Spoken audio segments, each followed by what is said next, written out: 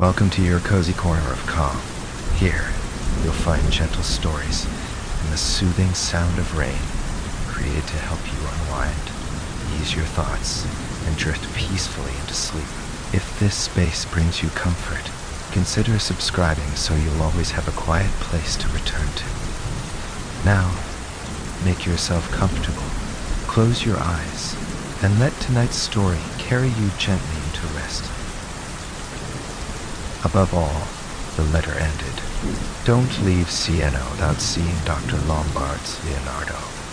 Lombard is a queer old Englishman, a mystic or a madman, if the two are not synonymous, and a devout student of the Italian Renaissance. He has lived for years in Italy, exploring its remotest corners, and has lately picked up an undoubted Leonardo, which came to light in a farmhouse near Bergamo. It is believed to be one of the missing pictures mentioned by Vasari, and is at any rate, according to the most competent authorities, a genuine and almost untouched example of the best period. Lombard is a queer stick, and jealous of showing his treasures, but we struck up a friendship when I was working on the Sodomas in Siena 3 years ago. And if you will give him the enclosed line, you may get a peep at the Leonardo. Probably not more than a peep, though, for I hear he refuses to have it reproduced. I want badly to use it in my monograph on the Windsor drawings. So please see what you can do for me. And if you can't persuade him to let you take a photograph or make a sketch, at least jot down a detailed description of the picture, and get from him all the facts you can. I hear that the French and Italian governments have offered him a large advance on his purchase, but that he refuses to sell at any price, though he certainly can't afford such luxuries. In fact, I don't see where he got enough money to buy the picture. He lives in the Via Papa Giulio. Wyatt sat at the table d'hôte of his hotel, rereading his friend's letter over a late luncheon. He had been 5 days in Siena without having found time to call on Dr. Lombard. Not from any indifference to the opportunity presented, but because it was his first visit to the strange Red City, and he was still under the spell of its more conspicuous wonders. The brick palaces flinging out their wrought iron torch holders with a gesture of arrogant suzerainty, the great council chamber emblazoned with civic allegories, the pageant of Pope Julius on the library walls, the Sodom Messa smiling balefully through the dusk of moldering chapels. And it was only when his first hunger was appeased that he remembered that one course in the banquet was still untasted. He put the letter in his pocket and turned to leave the room, with a nod to its only other occupant, an olive-skinned young man with lustrous eyes and a low collar, who sat on the other side of the table, perusing the Van Folla di Domenico. This gentleman, his daily vis-a-vis, returned the nod with the Latin eloquence of gesture, and Wyatt passed on to the antechamber, where he paused to light a cigarette. He was just restoring the case to his pocket when he heard a hurried step behind him, and the lustrously young man advanced through the glass doors of the dining room. "Pardon me, sir," he said in measured English, and with an intonation of exquisite politeness. "You have let this letter fall to..." Wyatt, recognizing his friend's note of introduction to Dr. Lombard, took it with a word of thanks, and was about to turn away when he perceived that the eyes of his fellow diner remained fixed on him with a gaze of melancholy interrogation. "Again, pardon me," the young man at length ventured, "but are you by chance the friend of the illustrious Dr. Lombard?" "No," returned Wyatt, with the instinctive Anglo-Saxon distrust of foreign advances. Then, fearing to appear rude, he said with a guarded politeness, "Perhaps, by the way, you can tell me the number of his house. I see it is not given here." The young man brightened perceptibly. "The number of the house is 13, but anyone can indicate it to you. It is well known in Siena. It is called," he continued after a moment, "the House of the Dead Hand." Wyatt stared. "What a queer name," he said. "The name comes from an antique hand of marble which for many hundred years has been above the door." Wyatt was turning away with a gesture of thanks when the other added, "If if you would have the kindness to ring twice. To ring twice? At the doctor's. The young man smiled. It is the custom. It was a dazzling March afternoon, with a shower of sun from the mid-blue and a marshalling of slaty clouds behind the umber-colored hills. For nearly an hour Wyatt loitered on the Liza, watching the shadows race across the naked landscape and the thunder blacken in the west. Then he decided to set out for the House of the Dead Hand. The map in his guidebook showed him that the Via Papaggiulio was one of the streets which radiate from the piazza, and thither he bent his course, pausing at every other step to fill his eye with some fresh image of weather-beaten beauty. The clouds had rolled upward, obscuring the sunshine and hanging like a funereal baldachin above the projecting cornices of Dr. Lombard's street, and Wyatt walked for some distance in the shade of the beetling palace fronts before his eye fell on a doorway surmounted by a sallow marble hand. He stood for a moment staring up at the strange emblem. The hand was a woman's, a dead drooping hand, which hung there convulsed and helpless, as though it had been thrust forth in denunciation of some evil mystery within the house, and had sunk struggling into death. A girl who was drawing water from the well in the court said that the English doctor lived on the first floor, and Wyatt, passing through a glazed door, mounted the damp degrees of a vaulted stairway with a plaster Aesculapius moldering in a niche on the landing.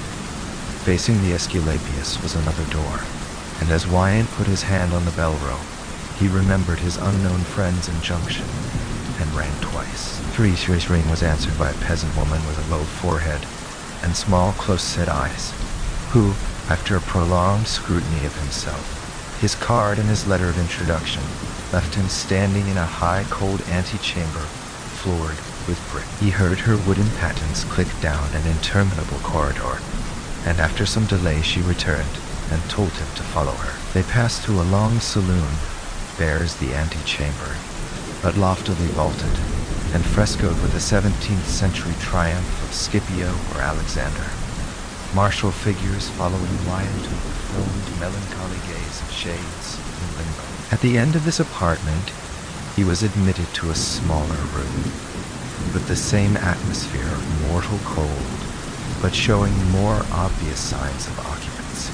The walls were covered with tapestry, which had faded to the gray-brown tints of decaying vegetation, so that the young man felt as though he were entering a sunless autumn wood. Against these hangings stood a few tall cabinets on heavy gilt feet, and at a table in the window, 3 persons were seated. An elderly lady who was warming her hands over a brazier, a girl bent above a strip of needlework, and an old man. As the latter advanced toward Wyatt, the young man was conscious of staring with unseemly intentness at his small, round-backed figure, dressed with shabby disorder and surmounted by a wonderful head, lean, vulpine, eagle-beaked as that of some art-loving despot of the Renaissance. A head combining the venerable hair and large prominent eyes of the humanist with the greedy profile of the adventurer. Wyatt, in musing on the Italian portrait medals of the 15th century, had often fancied that only in that period of fierce individualism could types so paradoxical have been produced. Yet the subtle craftsman who committed them to the bronze had bended them to the bronze, had never drawn a face more strangely stamped with contradictory passions than that of Dr. Lombard. "I am glad to see you," he said to Wyatt, extending a hand which seemed a mere framework, held together by knotted veins. "We lead a quiet life here and receive few visitors, but any friend of Professor Clyde's is welcome." Then, with a gesture which included the 2 women, he added dryly, "My wife and daughter often talk of Professor Clyde." "For a trial, yes. He used to make me such nice toast." "They don't understand toast in Italy," said Mrs. Lombard in a high, plaintive voice. It would have been difficult, from Dr. Lombard's manner and appearance, to guess his nationality, but his wife was so inconsciently and ineradicably English that even the silhouette of her cap seemed a protest against continental laxities. She was a stout, fair woman, with pale cheeks netted with red lines, A brooch with a miniature portrait sustained a bogwood watch chain upon her bosom, and at her elbow lay a heap of knitting and an old copy of the Queen.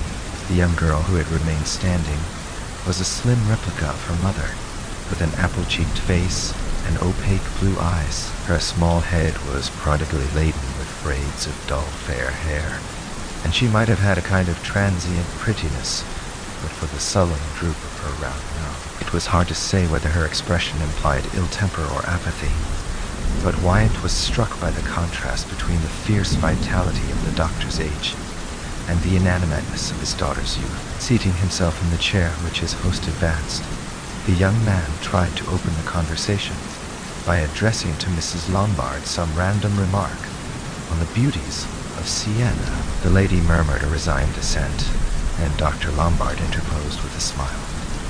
"My dear sir, my wife considers Siena a most salubrious spot, and is favorably impressed by the cheapness of the marketing. But she deplores the total absence of muffins, and cannot coal, and cannot resign herself to the Italian method of dusting furniture. But they don't, they don't dust it," Mrs. Lombard protested, without showing any resentment of her husband's manner. "Precisely, they don't dust it. Since we have lived in Siena, we have not once seen the cobwebs removed from the battlements of the Macchia. Can you conceive of such housekeeping? My wife has never yet dared to write it home to her aunts at Bonchurch. Faith. Mrs. Lombard accepted in silence this remarkable statement of her views, and her husband, with a malicious smile at Wyatt's embarrassment, planted himself suddenly before the young man. "And now," said he, "do you want to see my Leonardo?" "Do I?" cried Wyatt, on his feet in a flash. The doctor chuckled. "Ah," he said with a kind of crooning deliberation, "that's the way they all behave. That's what they all come for." He turned to his daughter with another variation of mockery in his smile. "Don't fancy it's for your beaux yeux, my dear, or for the mature charms of Mrs. Lombard," he added, glaring suddenly at his wife, who had taken up her knitting and was softly murmuring over the number of her stitches. Neither lady appeared to notice his pleasantries, and he continued, addressing himself to Wyatt, they all come, but many are called and few are chosen." His voice sank to solemnity. "While I live," he said, "no unworthy eye shall desecrate that picture. But I will not do my friend Clyde the injustice to suppose that he would send an unworthy representative. He tells me he wishes a description of the picture for his book, and you shall describe it to him, if you can." Wyatt hesitated, not knowing whether it was a propitious moment to put in his appeal for a photograph. "Well, sir," he said, "you know Clyde wants me to take away all I can of it." Dr. Lombard eyed him sardonically. "You're welcome to take away all you can carry," he replied, adding as he turned to his daughter, "That is, if he has your permission, Sibylla." The girl rose without a word, and laying aside her work, took a key from a secret drawer in one of the cabinets, while the doctor continued in the same note of grim jocularity, "For you must know that the picture is not mine, it is my daughter's." Dan Sixton, he followed with evident amusement the surprised glance which Wyatt turned on the young girl's impassive figure. "Sibylla," he pursued, "is a votary of the arts. She has inherited her fond father's passion for the unattainable. Luckily, however, she also recently inherited a tidy legacy from her grandmother, and having seen the Leonardo, on which its discoverer had placed a price far beyond my reach, she took a step which deserves to go down to history. She invested her whole inheritance in the purchase of the picture, thus enabling me to spend my closing years in communion with one of the world's masterpieces. My dear sir, could Antigone do more?" The object of this strange eulogy had meanwhile drawn aside one of the tapestry hangings, and fitted her key into a concealed door. "Come," said Dr. Lombard, "let us go before the light fails us." Wyatt glanced at Mrs. Lombard, who continued to knit impassively. No, said his host. "My wife will not come with us. You might not suspect it from her conversation, but my wife has no feeling for art." Italian art, that is, for no one is fonder of our early Victorian school. Fritz railway station, you know, said Mrs. Lombard, smiling. I like an animated picture. Miss Lombard, who had unlocked the door, held back the tapestry to let her father and Wyant pass out. Then she followed them down a narrow stone passage with another door at its end. This door was iron-barred, and Wyant noticed that it had a complicated patent lock. The girl fitted another key into the lock, and Dr. Lombard led the way into a small room. The dark paneling of this apartment was irradiated by streams of yellow light, slanting through the disbanded thunderclouds, and in the central brightness hung a picture concealed by a curtain of faded velvet. A little too bright, Sibylla, said Dr. Lombard. His face had grown solemn, and his mouth twitched nervously as his daughter drew a linen drapery across the upper part of the window. That will do. That will do. He turned impressively to Wyant. Do you see the pomegranate bud in this rug? Place yourself there. Keep your left foot on it, please. And now, Sibylla, draw the cord. Miss Lombard advanced and placed her hand on a cord hidden behind the velvet curtain. Ah, said the doctor one moment. I should like you, while looking at the picture, to have in mind a few lines of verse. Sibylla, without the slightest change of countenance, and with a promptness which proved her to be prepared for the request, Miss Lombard began to recite, in a full round voice like her mother's, St. Bernard's invocation to the Virgin, with the 33rd canto of the Paradise. Thank you, my dear, said her father, drawing a deep breath as she ended. That unapproachable combination of vowel sounds prepares one better than anything I know for the contemplation of the picture. As he spoke, the folds of velvet slowly parted, and the Leonardo appeared in its frame of tarnished gold. From the nature of Miss Lombard's recitation, Wyant had expected a sacred subject, and his surprise was therefore great as the composition was gradually revealed by the widening division of the curtain. In the background, a steel-colored river wound through a pale calcareous landscape, while to the left, on a lonely peak, a crucified Christ hung livid against indigo clouds. The central figure of the foreground, however, was that of a woman seated in an antique chair of marble with bas-reliefs of dancing maenads. Her feet rested on a meadow sprinkled with minute wildflowers, and her attitude of smiling majesty recalled that of Dasodasi Circe. She wore a red robe, flowing in closely fluted lines from under a fancifully embroidered cloak. Above her high forehead, the crinkled golden hair flowed sideways beneath a veil. One hand drooped on the arm of her chair, the other held up an inverted human skull, into which a young Dionysus, smooth, brown, and sidelong as the St. John of Dagon, as the St. John of Faith, poured a stream of wine from a high-poised flagon. At the lady's feet lay the symbols of art and luxury, a flute and a roll of music, a platter heaped with grapes and roses, the torso of a Greek statuette, and a bowl overflowing with coins and jewels. Behind her, on the chalky hilltop, hung a crucified Christ. A scroll in a corner of the foreground bore the legend, Lux Mundi, Wyant, emerging from the first plunge of wonder, turned inquiringly toward his companions. Neither had moved. Miss Lombard stood with her hand on the cord, her lids lowered, her mouth drooping. The doctor, his strange, thoth-like profile turned toward his guest, was still lost in rapt contemplation of his treasure.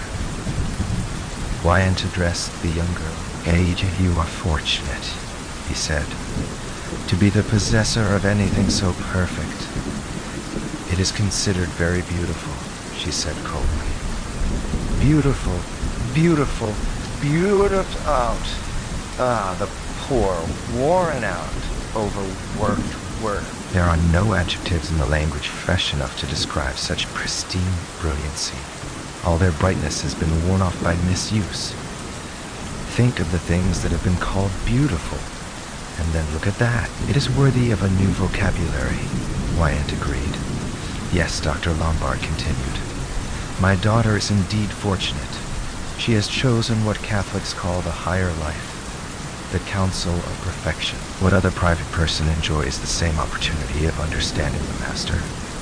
Who else lives under the same roof with an untouched masterpiece of Leonardo's? Think of the happiness of being always under the influence of such a creation, of living into it, of partaking of it in daily and hourly communion. This room is a chapel. The sight of that picture is a sacrament. What an atmosphere for a young life to unfold itself in. My daughter is singularly blessed. Sibylla, point out some of the details to Mr. Wyatt. I see that he will appreciate them. The girl turned her dense blue eyes toward Wyatt. Then, glancing away from him, she pointed to the canvas. Notice the modeling of the left hand. She began in a monotonous voice. It recalls the hand of the Mona Lisa. The head of the naked genius will remind you of that of the Saint John of the Louvre, but it is more purely pagan, and is turned a little less to the right. The embroidery on the cloak is symbolic. You will see that the roots of this plant have burst through the vase. This recalls the famous definition of Hamlet's character in Wilhelm Meister. Here are the mystic rose, the flame, and the serpent, emblem of eternity. Some of the other symbols we have not yet been able to decipher. Wyatt watched her curiously. She seemed to be reciting a lesson. And the picture itself? He said. How do you explain that? Lux Mundi? What a curious device to connect with such a subject. What can it mean? Valna and Miss Lombard dropped her eyes. The answer was evidently not included in her lesson. What indeed? The doctor interposed. What indeed? The doctor interposed. What does life mean? As one may define it in 100 different ways, so one may find 100 different meanings in this picture. Its symbolism is as many-faceted as a well-cut diamond. Who, for instance, is that divine lady? Is it she who is the true Lux Mundi? The light reflected from jewels and young eyes, from polished marble and clear waters and statues of bronze? Or is that the light of the world, extinguished on yonder stormy hill? And is this lady the pride of life, feasting blindly on the wine of iniquity, with her back turned to the light which has shone for her in vain? Something of both these meanings may be traced in the picture, but to me it symbolizes rather the central truth of existence, that all that is raised in incorruption is sown in corruption. Art, beauty, love, religion, that all our wine is drunk out of skulls, and poured for us by the mysterious genius of a remote and cruel past. The doctor's face blazed. His bent figure seemed to straighten itself and become taller. Ah, he cried, growing more dithyrambic. How lightly you ask what it means. How confidently you expect an answer. Yet here am I who have given my life to the study of the Renaissance, who have violated its tomb, laid open its dead body, and traced the course of every muscle, bone, and artery, who have sucked its very soul from the pages of poets and humanists, who have wept and believed with Joachim of Flora, smiled and doubted with Ananias Silvius Piccolomini, who have patiently followed to its source the least inspiration of the masters, and groped in Neolithic caverns and Babylonian ruins for the first unfolding tendrils of the arabesques of Mantegna and Crivelli. And I tell you that I stand abashed and ignorant before the mystery of this picture. It means nothing. It means all things. It may represent the period which saw its creation. It may represent all ages past and to come. There are volumes of meaning in the tiniest emblem on the lady's cloak. The blossoms of its border are rooted in the deepest soil of myth and tradition. Don't ask what it means, young man, but bow your head in thankfulness for having seen it. Miss Lombard laid her hand on his arm. Don't excite yourself, Father, she said in the detached tone of a professional nurse. And he answered with a despairing gesture. Ah, it's easy for you to talk. You have years and years to spend with it. I am an old man, and every moment counts. It's bad for you, she repeated with gentle voice. The doctor's sacred fury had in fact burnt itself out. He dropped into a seat with dull eyes and slackening lips, and his daughter drew the curtain across the picture. Wyatt turned away reluctantly. He felt that his opportunity was slipping from him, yet he dared not refer to Clyde's wish for a photograph. He now understood the meaning of the laugh with which Dr. Lombard had given him leave to carry away all the details he could remember. The picture was so dazzling, so unexpected, so crossed with elusive and contradictory suggestions, that the most alert observer, when placed suddenly before it, must lose his coordinating faculty in a sense of confused wonder. Yet how valuable to Clyde the record of such a work would be. In some ways it seemed to be the summing up of the master's thought, the key to his enigmatic philosophy. The doctor had risen and was walking slowly toward the door. His daughter unlocked it, and Wyatt followed them back in silence to the room in which they had left Mrs. Lombard. That lady was no longer there, and he could think of no excuse for lingering. He thanked the doctor, and turned to Miss Lombard, who stood in the middle of the room as though awaiting farther orders. "It is very good of you," he said, "to allow one even a glimpse of such a treasure." She looked at him with her odd directness. "You will come again?" she said quickly, and turning to her father, she added, "You know what Professor Clyde asked.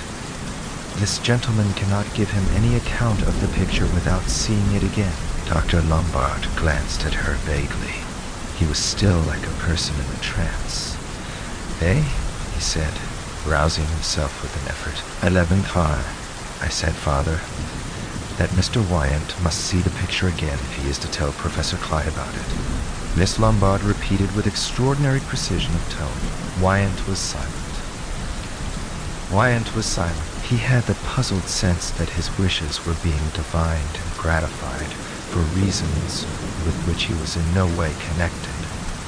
Well, the doctor muttered. I don't say no. I know what Clyde wants. I don't refuse to help him." He turned to Wyatt. "You may come again. You may make notes," he added with a sudden effort. "Jot down what occurs to you.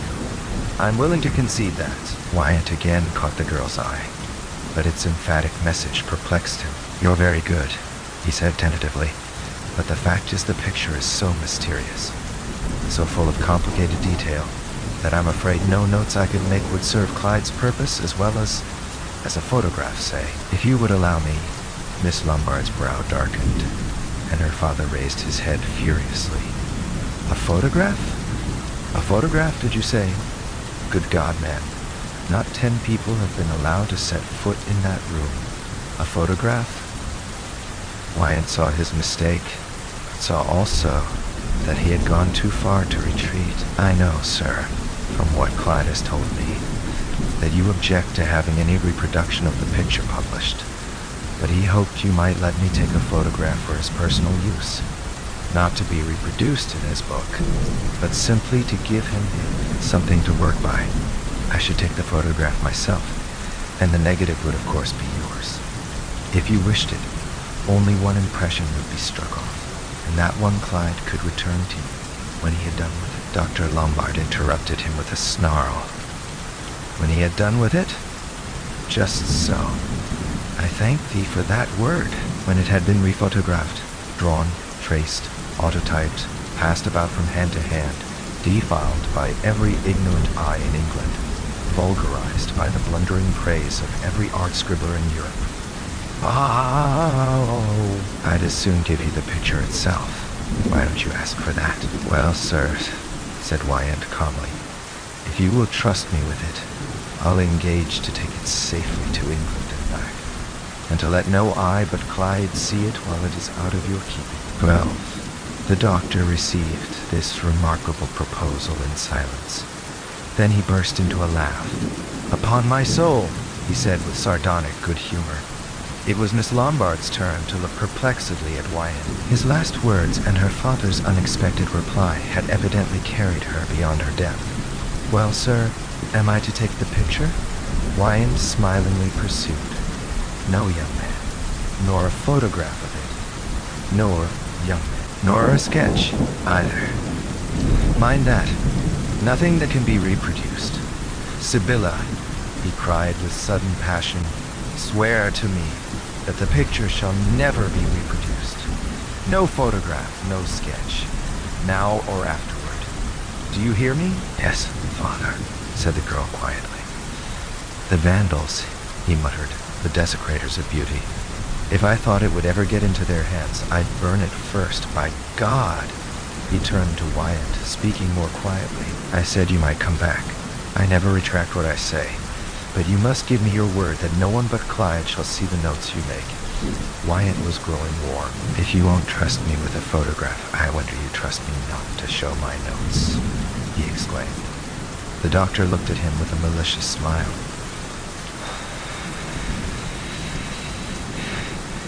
He said, would they be of much use to anybody? Wyatt saw that he was losing ground and controlled his impatience.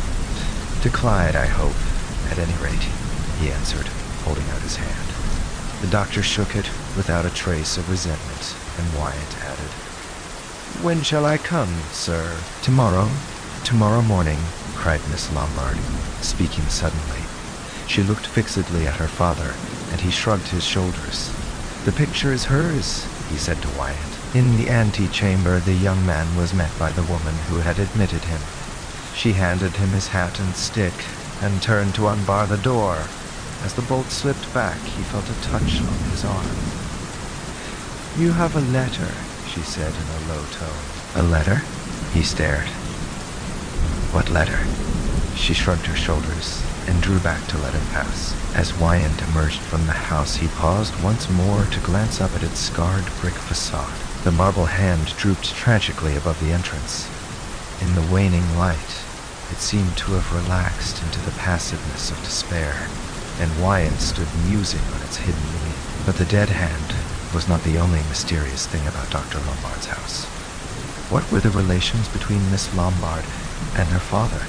Above all, between Miss Lombard and her picture. She did not look like a person capable of a disinterested passion for the arts, and there had been moments when it struck Wyatt that she hated the picture. The sky at the end of the street was flooded with turbulent yellow light, and the young man turned his steps toward the church of San Domenico, in the hope of catching the lingering brightness on Sodom's St. Catherine. The great bare aisles were almost dark when he entered, and he had to grope his way to the chapel steps. Under the momentary evocation of the sunset, the saint's figure emerged pale and swooning from the dusk.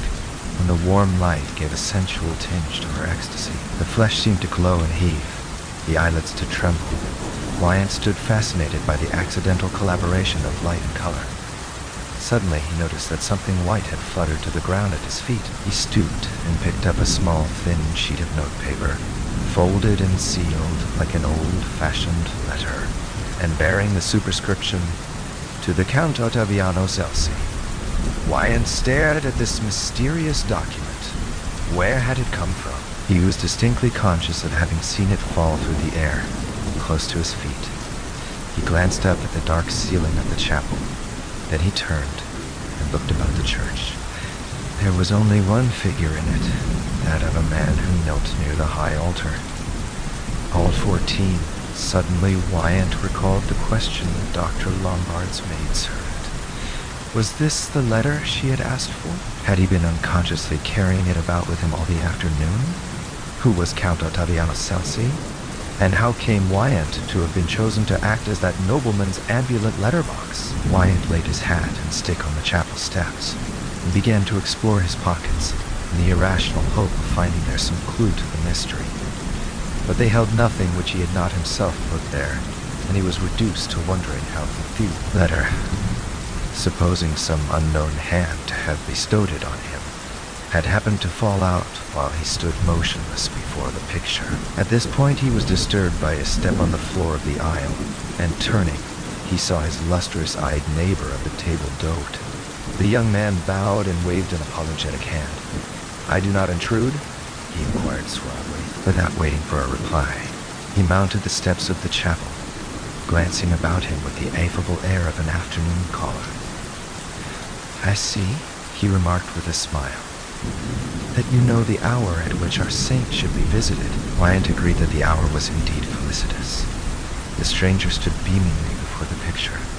"What grace, what poetry," he murmured, apostrophizing the St. Catherine, but letting his glance slip rapidly about the chapel as he spoke. Wyant, detecting the maneuver, murmured a brief assent. "But it is cold here. Mortally cold. You do not find it so." The intruder put on his hat. "It is permitted at this hour, when the church is empty. And you, my dear sir, do you not feel the dampness? You are an artist, are you not? And to artists it is permitted to cover the head when they are engaged in the study of the paintings." 15 Tahir darted suddenly toward the steps and bent over Wyant's hat. "Permit me, cover yourself," he said a moment later, holding out the hat with an ingratiating gesture. A light flashed on Wyant. "Perhaps," he said, looking straight at the young man, "you will tell me your name." "My own is Wyant." The stranger, surprised but not disconcerted, drew forth a coroneted card, which he offered with a low bow. On the card was engraved, "Il Conte Ottaviano Celsi." "I am much obliged to you," said Wyant, "and I may as well tell you that the letter which you apparently expected to find in the lining of my hat is not there, but in my pocket." He drew it out and handed it to its owner, who had grown very pale. "And now," Wyant continued, "you will perhaps be good enough to tell me what all this means. There was no mistaking the effect produced on Count Ottaviano by this request." His lips moved, but he achieved only an ineffectual smile. "I suppose you know," Wyant went on, his anger rising at the sight of the other's discomfiture, "that you have taken an unwarrantable liberty. I don't yet understand what part I have been made to play, but it's evident that you have made use of me to serve some purpose of your own, and I propose to know the reason why." Count Ottaviano advanced with an imploring gesture. "Sir," he pleaded, "you permit me to speak?" "I expect you to," cried Wyant. "But not here," he added, hearing the clank of the verger's keys. "It is growing dark, and we shall be turned out in a few minutes." He walked across the church, and Count Ottaviano followed him out into the deserted square. "Now," said Wyant, pausing on the steps. The Count, who had regained some measure of self-possession, began to speak in a high key, with an accompaniment of conciliatory gesture. 16. My dear sir, my dear Mr. Wyant, you find me in an abominable position, that, as a man of honor, I immediately confess. I've taken advantage of you. Yes, I have counted on your amiability, your chivalry. Too far, perhaps. I confess it, but what could I do? It was to oblige a lady. He laid a hand on his heart. A lady whom I would die to serve. He went on with increasing volubility, his deliberate English swept away by a torrent of Italian, through which Wyant, with some difficulty, struggled to a comprehension of the case. Count Ottaviano, according to his own statement, had come to Siena some months previously, on business connected with his mother's property, the paternal estate being near Orvieto, of which ancient city his father was sacred. Soon after his arrival in Siena, the young count had met the incomparable daughter of Dr. Lombard, and falling deeply in love with her, had prevailed on his parents to ask her hand in marriage. Dr. Lombard had not opposed his suit, but when the question of settlements arose, it became known that Miss Lombard, who was possessed of a small property in her own right, had a short time before invested the whole amount in the purchase of the Bergamo Leonardo. Thereupon Count Ottaviano's parents had politely suggested that she should sell the picture and thus recover her independence, and this proposal being met by a curt refusal from Dr. Lombard, they had withdrawn their consent to their son's marriage. The young lady's attitude had hitherto been one of passive submission. She was horribly afraid of her father, and would never venture openly to oppose him, but she had made known to Ottaviano her intention of not giving him up, of waiting patiently till events should take a more favorable turn. She seemed hardly aware, the Count said with a sigh, that the means of escape lay in her own hands, that she was of age, and had a right to sell the picture, and to marry without asking her father's consent. Meanwhile, her suitor spared no pains to keep himself before her, to remind her that he too was waiting, and would never give her up. Dr. Lombard, who suspected the young man of trying to persuade Sibylla to sell the picture, had forbidden the lovers to meet or to correspond. They were thus driven to clandestine communication, and had several times, the Count ingenuously avowed, made use of the doctor's visitors as a means of exchanging letters. Called 17 to you, and you told the visitors to ring twice. Wyatt interposed. The young man extended his hands in a deprecating gesture. Could Mr. Wyatt blame him? Mr. Wyatt blame him? He was young. He was ardent. He was enamored. The young lady had done him the supreme honor of avowing her attachment, of pledging her unalterable fidelity. Should he suffer his devotion to be outdone? But his purpose in writing to her, he admitted, was not merely to reiterate his fidelity. He was trying by every means in his power to induce her to sell the picture. He had organized a plan of action. Every detail was complete. If she would but have the courage to carry out his instructions, he would answer for the result. His idea was that she should secretly retire to a convent of which his aunt was the mother superior, and from that stronghold should transact the sale of the Leonardo. He had a purchaser ready, who was willing to pay a large sum. A sum, Count Ottaviano whispered, considerably in excess of the young lady's original inheritance. Once the picture sold, it could, if necessary, be removed by force from Dr. Lombard's house, and his daughter, being safely in the convent, would be spared the painful scenes incidental to the removal. Finally, if Dr. Lombard were vindictive enough to refuse his consent to her marriage, she had only to make a summation prospectus, and at the end of the prescribed delay, no power on earth could prevent her becoming the wife of Count Ottaviano.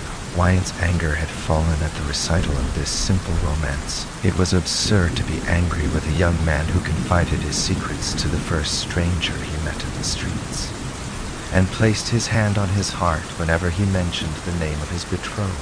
The easiest way out of the business was to take it as a joke.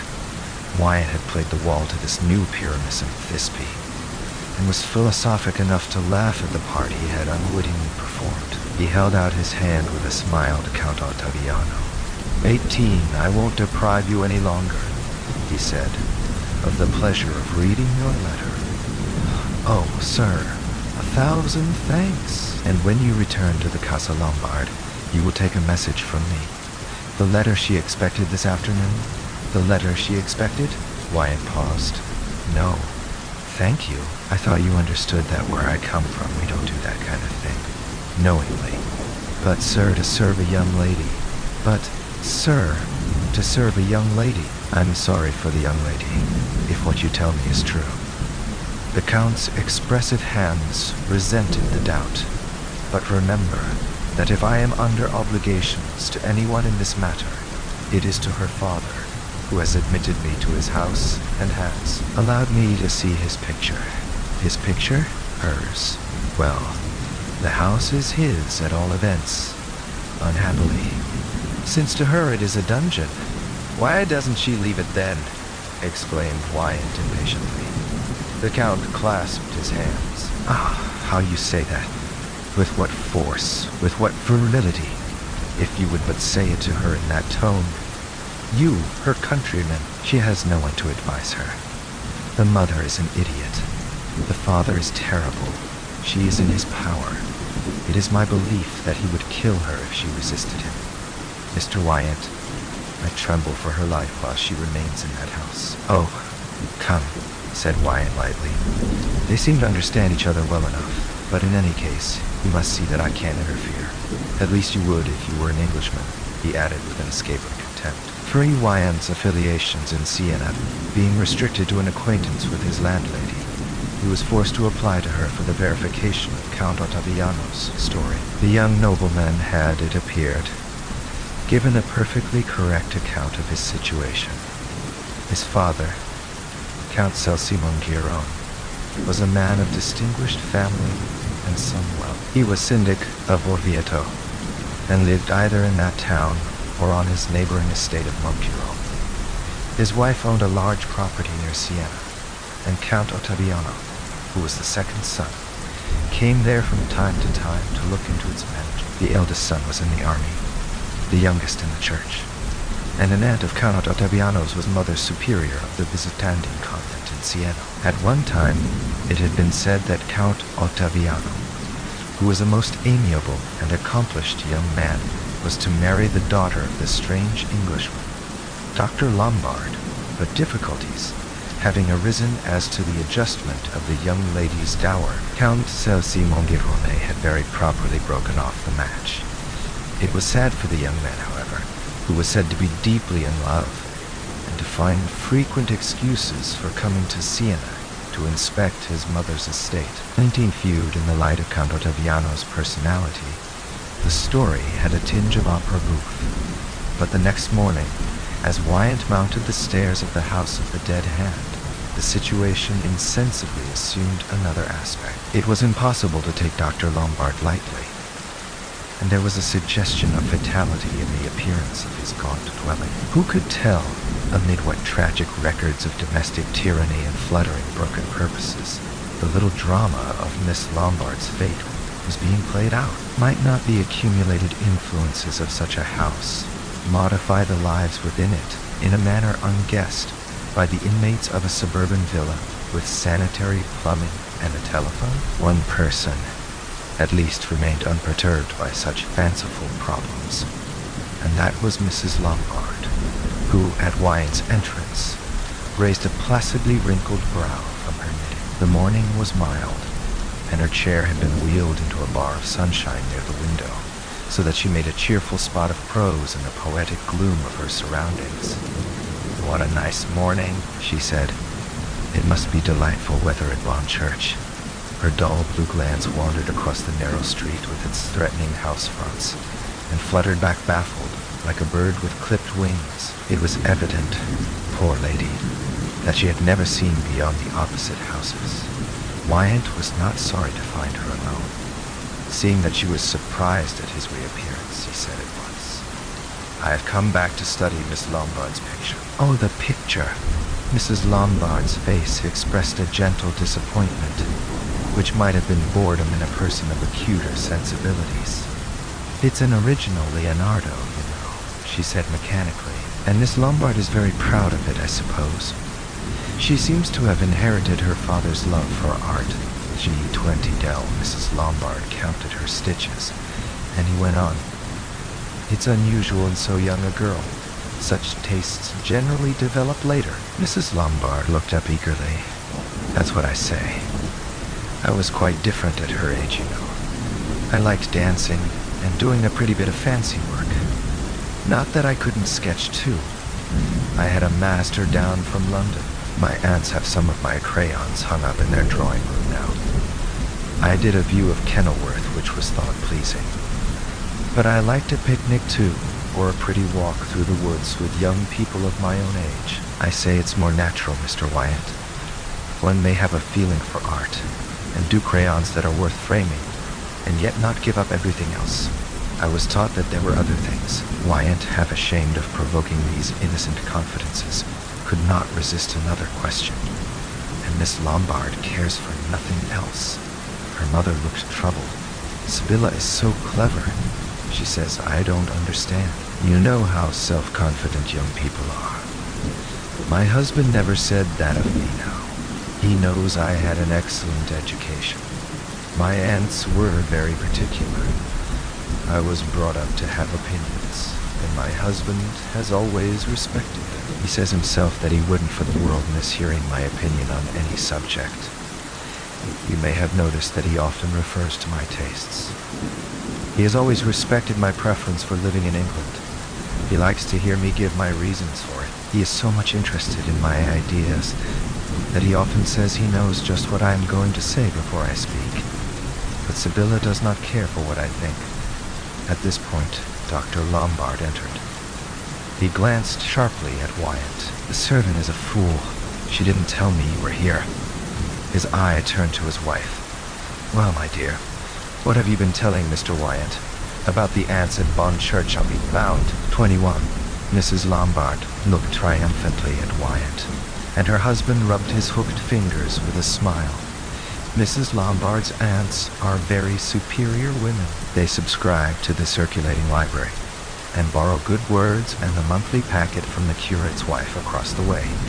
They have the rector to tea twice a year and keep a page boy and are visited by 2 baronets' wives. They devoted themselves to the education of their orphan niece, and I think I may say without boasting that Mrs. Lombard's conversation shows marked traces of the advantages she enjoyed.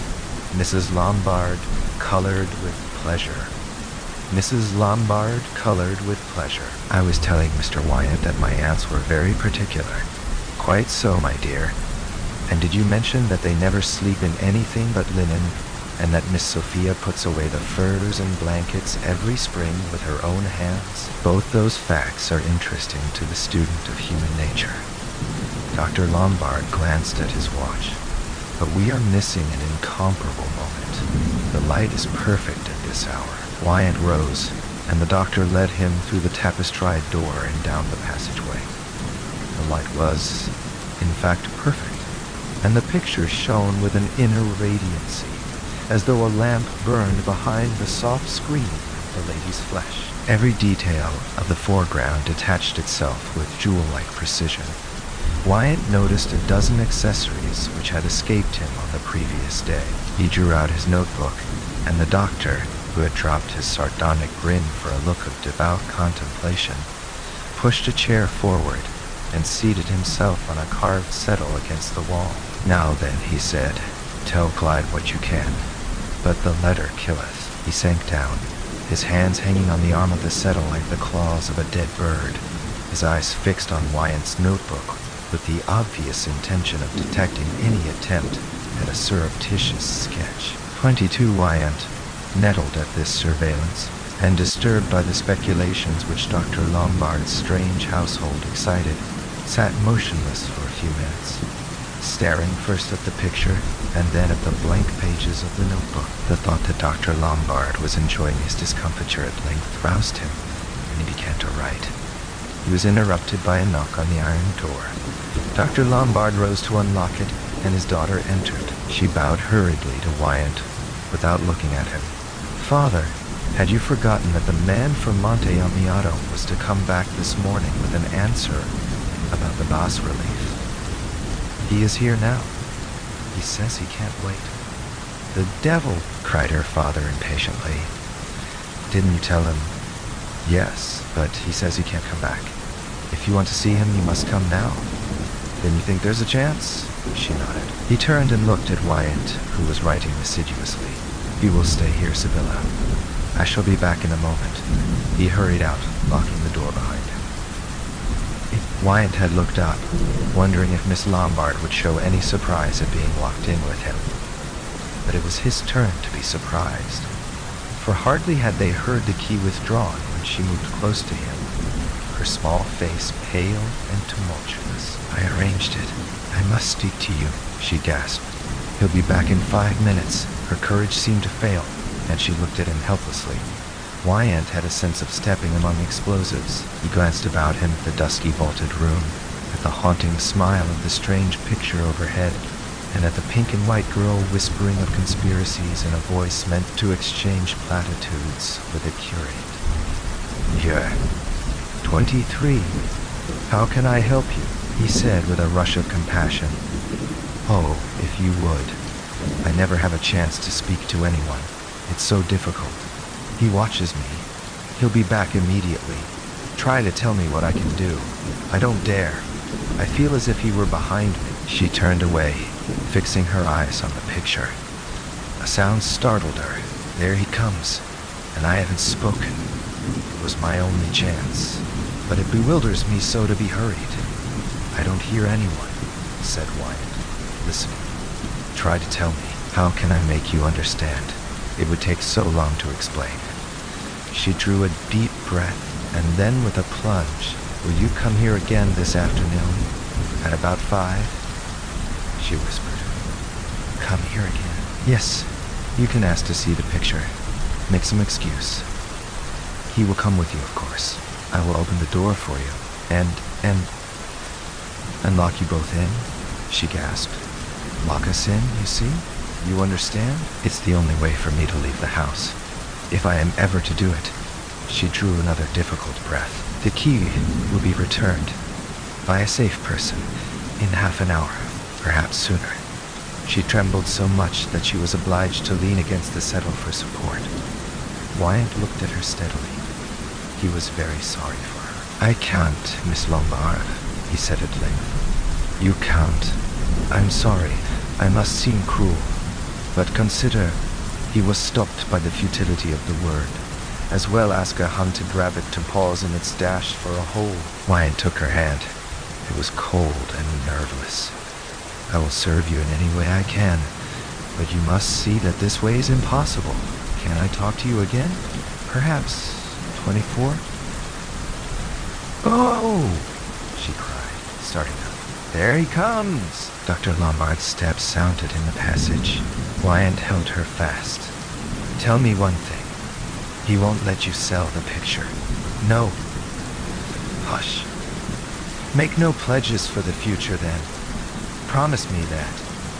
The future, in case he should die. Your father is an old man. You haven't promised. She shook her head. Don't then. Remember that. She made no answer, and the key turned in the lock. As he passed out of the house, its scowling cornice and facade of ravaged brick looked down on him with the startlingness of a strange face, seen momentarily in a crowd, and impressing itself on the brain as part of an inevitable future. Above the doorway, the marble hand reached out like the cry of an imprisoned anguish. Wyatt turned away impatiently. Rubbish, he said to himself. She isn't walled in. She can get out if she wants to. Either Wyatt had any number of plans for coming to Miss Lombard's aid. He was elaborating the 20th when, on the same afternoon, he stepped into the express train for Florence. By the time the train reached Certaldo, he was convinced that, in thus hastening his departure, he had followed the only reasonable course. At Empoli, he began to reflect that the priest and the Levite had probably justified themselves in much the same manner. A month later, after his return to England, he was unexpectedly relieved from these alternatives of extenuation and approval. A paragraph in the morning paper announced the sudden death of Dr. Lombard, the distinguished English dilettante who had long resided in Siena. Wyatt's justification was complete. Our blindest impulses become evidence of perspicacity when they fall in with the course of events. Wyatt could now comfortably speculate on the particular complications from which his foresight had probably saved him. The climax was unexpectedly dramatic. Miss Lombard, on the brink of a step which, whatever its issue, would have burdened her with retrospective compunction, had been set free before her suitor's ardor could have had time to cool, and was now doubtless planning a life of domestic felicity on the proceeds of the Leonardo. One thing, however, struck Wyatt as odd. He saw no mention of the sale of the picture. He had scanned the papers for an immediate announcement of its transfer to one of the great museums, but presently concluding that Miss Lombard, out of filial piety, had wished to avoid an appearance of unseemly haste in the disposal of her treasure, he dismissed the matter from his mind. Other affairs happened to engage him. The months slipped by, and gradually the lady and the picture dwelt less vividly in his mind. It was not till 5 or 6 years later, when chance took him again to Siena, that the recollection started from some inner fold of memory. He found himself, as it happened, at the head of Dr. Lombard's street, and glancing down that grim thoroughfare, caught an oblique glimpse of the doctor's house front, with the dead hand projecting above its threshold. The sight revived his interest, and that evening, over an admirable frittata, He questioned his landlady about Miss Lombard's marriage. Oh, 25, too, the daughter of the English doctor. But she is never married, signor. Never married? What then became of Count Ottaviano? For a long time he waited. But last year he married a noble lady of the Maremma. But what happened? Why was the marriage broken? The landlady enacted a pantomime of baffled interrogation. And Miss Lombard still lives in her father's house. Yes, signor. She is still there. And the Leonardo also is still there. The next day, as Wyatt entered the house of the dead hand, he remembered Count Ottaviano's injunction to ring twice, and smiled mournfully to think that so much subtlety had been vain. But what could have prevented the marriage? If Dr. Lombard's death had been long delayed, time might have acted as a dissolvent, or the young lady's resolve had failed. But it seemed impossible that the white heat of ardor in which Wyatt had left the lovers should have cooled in a few short weeks. As he ascended the vaulted stairway, the atmosphere of the place seemed to reply to his conjectures. The same numbing air fell on him, like an emanation from some persistent willpower, a something fierce and imminent which might reduce to impotence every impulse within its range. Wyatt could almost fancy a hand on his shoulder, guiding him upward with the ironical intent of confronting him with the evidence of its work. A strange servant opened the door, and he was presently introduced to the tapestried room, where, from their usual seats in the window, Mrs. Lombard and her daughter advanced to welcome him with faint ejaculations of surprise. Both had grown oddly old, but in a dry, smooth way, as fruits might shrivel on a shelf instead of ripening on the tree. Mrs. Lombard was still knitting, and pausing now and then to warm her swollen hands above the brazier. And Miss Lombard, in rising, had laid aside a strip of needlework which might have been the same on which Wyatt had first seen her engaged. 26. Their visitor inquired discreetly how they had fared in the interval, and learned that they had thought of returning to England, but had somehow never done so. "I am sorry not to see my aunts again," Mrs. Lombard said resignedly. "But Sibylla thinks it best that we should not go this year." "Next year, perhaps," murmured Miss Lombard, in a voice which seemed to suggest that they had a great waste of time to fill. She had returned to her seat, and sat bending over her work. Her hair enveloped her head in the same thick braids, but the rose color of her cheeks had turned to blotches of dull red, like some pigment which is darkened and drying. "And Professor Clyde, is he well?" Mrs. Lombard asked affably, continuing, as her daughter raised a startled eye. "Surely, Sibylla. Mr. Wyatt was the gentleman who was sent by Professor Clyde to see the Leonardo?" Miss Lombard was silent, but Wyatt hastened to assure the elder lady of his friend's well-being. "Ah, perhaps then. He will come back some day to see you," she said, sighing. Wyatt declared that it was more than likely, and there ensued a pause, which he presently broke by saying to Miss Lombard, "And you still have the picture?" She raised her eyes and looked at him. "Should you like to see it?" she asked. On his assenting, she rose, and extracting the same key from the same secret drawer, unlocked the door beneath the tapestry. They walked down the passage in silence, and she stood aside with a grave gesture, making Wyatt pass before her into the room. Then she crossed over and drew the curtain back from the picture. The light of the early afternoon poured full on it. Its surface appeared to ripple and heave with a fluid splendor. The colors had lost none of their warmth, the outlines none of their pure precision. It seemed to Wyatt like some magical flower which had burst suddenly from the mold of darkness and oblivion. 27 Take. He turned to Miss Lombard with a movement of comprehension. "Ah, I understand. You couldn't part with it after all," he cried. "No, I couldn't part with it," she answered. "It's too beautiful. Too beautiful, too beautiful," he assented. "Too beautiful." She turned on him with a curious stare. "I have never thought it beautiful, you know." He gave back the stare. "You have never—" She shook her head. "It's not that. I hate it. I've always hated it." But he wouldn't let me. He will never let me know. Wyatt was startled by her use of the present tense. Her look surprised him too.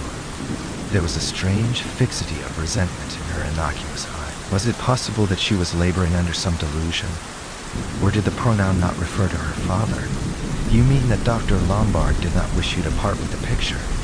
No, he prevented me. He will always prevent me. There was another pause. You promised him then, before his death. No, I promised nothing. He died too suddenly to make me. Her voice sank to a whisper. I was free, perfectly free. Or I thought I was till I tried. Till you tried to disobey him, to sell the picture. Then I found it was impossible. I tried again and again, but he was always in the room with me. She glanced over her shoulder as though she had heard a step. And to Wyatt, too, for a moment, the room seemed full of a third presence. And you can't, he faltered, unconsciously dropping his voice to the pitch of hers. She shook her head, gazing at him mystically. I can't lock him out. I can never lock him out now. I told you I should never have another chance. Wyatt felt the chill of her words like a cold breath in his hair. 28. Oh, he groaned. But she cut him off with a grave gesture. It is too late, she said. But you ought to have helped me that day.